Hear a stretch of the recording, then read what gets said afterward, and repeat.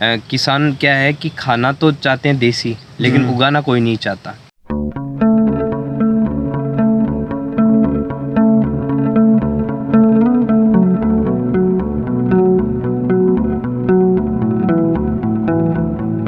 नमस्कार साथियों, स्वागत है आपका हमारे YouTube चैनल एक्सप्लोरर साथी पर। आज हम ऐसे शख्स के पास आए हैं जिन्होंने अपनी खुद की पढ़ाई को निरंतर जारी रखते हुए भी ऑर्गेनिक खेती को बढ़ावा दिया है और ऑर्गेनिक बीजों का संग्रहण करते हुए उन्होंने खुद का एक व्यावसायिक रूप से कंपनी शुरू की है। आज हम उस बंदे से मिलेंगे और पूरी आपको जानकारी मिलेगी कि किस प्रकार से वो बीजों का संग्रहण कर रहे हैं और क्या क्या चीज़ें कर रहे हैं। वो बीजों का संरक्षण इसलिए कर रहे हैं ताकि जैविक खेती को बढ़ावा मिल सके, ऑर्गेनिक खेती को बढ़ावा मिल सके। इसलिए उन्होंने एक कंपनी शुरू की है ताकि जो बीज है वो सुरक्षित हो सके, और वो उन बीजों में भी नई नई खोजें कर रहे हैं, नए नए बीज उगा रहे हैं ताकि पैदावार अच्छी हो, अच्छा उत्पादन मिल सके। इसलिए उन्होंने एक कंपनी शुरू की है जिसका नाम इस बोर्ड में आप देख सकते हो, IFS मॉडल नाम दिया है इन्होंने। खेती की इस नई खोजों में ही उन्होंने क्या किया, एक विश्व रिकॉर्ड बनाया है। और वो विश्व रिकॉर्ड किस चीज़ में बनाया है, किस प्रकार से बनाया है, कैसे बनाया है, हम उनसे जानेंगे इसी वीडियो में। इसी वीडियो को स्किप मत कीजिएगा। आइए उनसे मिलते हैं। राम जी। नमस्कार जी। बताइए आप अपनी कंपनी के बारे में कुछ, किस प्रकार का आपका ये मॉडल है और किस प्रकार से आप इसका मेंटेनेंस करते हैं। मेरा नाम मनीष कुमार होता जी। है और मैं दाता रामगढ़ का रहने वाला हूँ।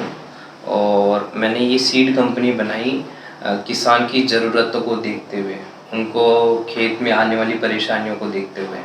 तो मैंने क्या देखा कि किसान को कम पैदावार मिल रही है, उनके खेतों में रोग बहुत ज़्यादा आ रहे हैं। जी बिल्कुल। और जो बाज़ार में उनको भाव मिल रहे हैं वो कम मिल रहे हैं। तो इन्हीं सभी का सॉल्यूशन लाने के लिए मैंने ये कंपनी की शुरुआत की, जिसमें मेरे ताऊ जी ने कुछ एक वेराइटियाँ डेवलप की। जैसे कि आप देख सकते हैं यहाँ पे लगी हुई है सारी वेराइटियाँ, गुआर की, चिकपी की, मस्टर्ड की, फेनुग्रीक की, मूंग बीन की, पर्ल मिलेट की, इन सभी की वेराइटियाँ डेवलप की, जिनकी सभी के अलग अलग सेलाइन फीचर्स हैं। तो उन वेराइटियों को डेवलप किया और वो चीज़ें हम किसान तक पहुंचा रहे हैं।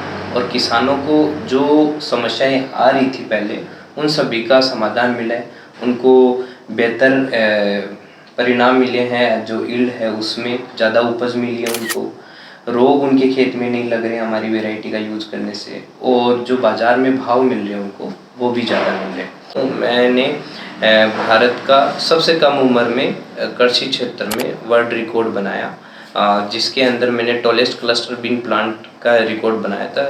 जो वेराइटी मैंने डेवलप की वो लगभग 14.5 फीट की थी, क्लस्टर बीन की। अच्छा, 14.5 फीट की थी जी। जैसे कि आपने बोर्ड पे भी लिख रखा है। हाँ। तो वो 14.5 फीट वो अदर से कैसे भिन्न थी, मतलब नॉर्मल में कितने? जो नॉर्मल वेराइटी होती है उसकी हाइट होती है 5 से 6 फीट तक। मुझे 2 बार राष्ट्रपति भवन जाने का मौका मिला।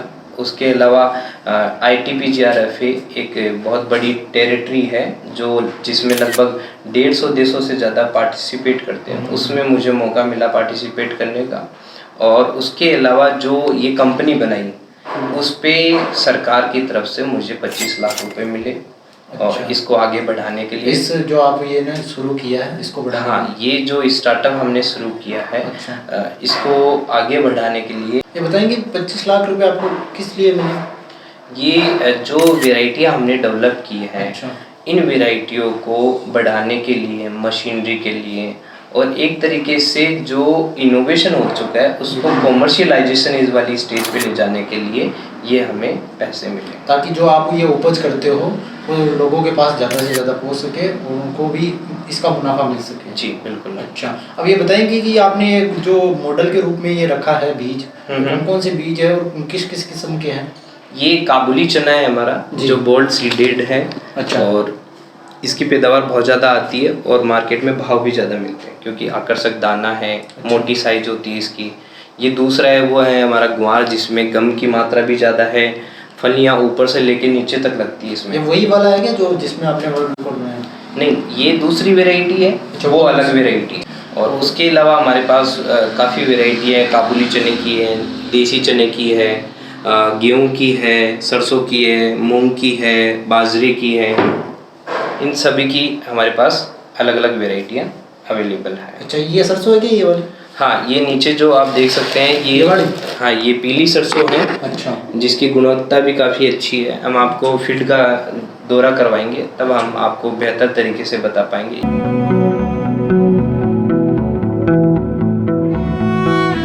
तो दोस्तों, जैसा कि हमने अभी आपको बताया था, हम आ चुके हैं इनके फील्ड, जो यहाँ पे जो ये बीजों को ग्रो करते हैं, जो बीज दिखाए थे कि किस प्रकार से इनको ग्रो करते हैं, वहाँ पे हम आएंगे। वैसा जी कुछ बताएंगे यहाँ पे? तो जैसा कि आप देख सकते हैं, ये हमारा फील्ड है जी। जो R&D फील्ड बोलते हैं हम। इसमें जैसे रिसर्च एंड डेवलपमेंट का हम काम करते हैं। अच्छा। यहाँ पे हम जो वेराइटीज़ हैं उनको तैयार करते हैं। जी। यहाँ पे अगर आप देखेंगे तो हमारे पास मूंग की कम से कम 50 किस्में हैं।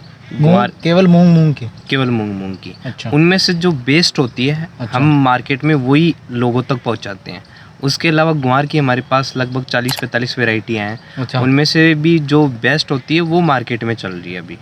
तो जैसे कि मैं बात करूँ अपने मूंग की, तो हमारा जो मूंग है जी, उसकी पैदावार लगभग 20 क्विंटल के आसपास पर हेक्टेयर की आती है। Per hectare? हाँ, और जैसे मौसम की वजह से और अपने जो कीट वगैरह हैं उनकी वजह से क्या होता है कि वायरस वगैरह, बैक्टीरियल ब्लाइट वगैरह ऐसी बीमारियां मूंग में आती है, जी। जो कि हमारी वैरायटी में नहीं आती है और पैदावार भी ज़्यादा है। दूसरा हमारा जैसे ग्वार है, उसकी पैदावार 20 से 25 क्विंटल हेक्टेयर की है, और उसके अलावा इसमें रोग नहीं आता है, और जो गम की मात्रा है वो भी इनमें ज़्यादा है, अदर से ज़्यादा होती है। हाँ। अच्छा। और ये तो हो गई अभी जैसे खरीफ की फसल है उसकी बात। उसके बाद जो सर्दियाँ आती है तब हमारी फसल आती है, एक तो सरसों की, दूसरी है काबुली चने की। जी। जो हमारी सरसों है उसमें तेल की मात्रा बहुत ज़्यादा है। उसमें लगभग 44 से लेकर 45% तक तेल की मात्रा रहता है। अच्छा। और उसके अलावा उसमें जो यूरिक एसिड है, जो कि हार्ट पेशेंट्स के लिए और मनुष्य के कंजप्शन के लिए अच्छे नहीं होते, जी, वो बहुत कम है। अच्छा, मेरे को एक चीज़ बताएंगे, जो आप ये किस्म बता रहे हो सरसों की, उसका नाम बताएंगे कुछ विशेष? हाँ, जो हमारी सरसों है उसका नाम है SR23। अच्छा। और जो ग्वार है, ग्वार है SR23, और सरसों है SR19, और जो काबुली चना है वो है SR1, और जो मूंग की किस्म है हमारी वो है SR31। अच्छा। इस तरीके से हमारी 4 वेराइटियाँ भी हैं। अच्छा। और इसके अलावा हमारे पास मिर्च की और मेथी की, तिल की, बाजरे की, ये वेराइटी हम तैयार कर रहे हैं।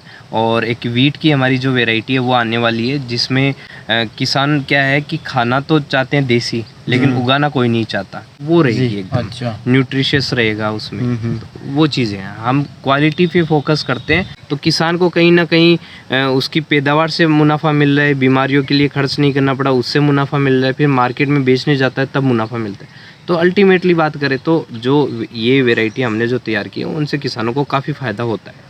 अच्छा, और ये जो आप इसकी कॉस्ट क्या रखते हो फिर?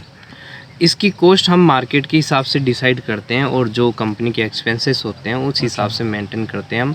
जैसे हमारा ग्वार है वो अभी बिक रहा है लगभग 160 रुपये पर किलो। अच्छा। और जो हमारी सरसों है वो बिक रही है 600 रुपये किलो, और जो काबुली चना है वो बिकता है 250 रुपये किलो। अच्छा। इस हिसाब से बिकते हैं। अच्छा, आप डायरेक्ट डीलर से कांटेक्ट करते हो?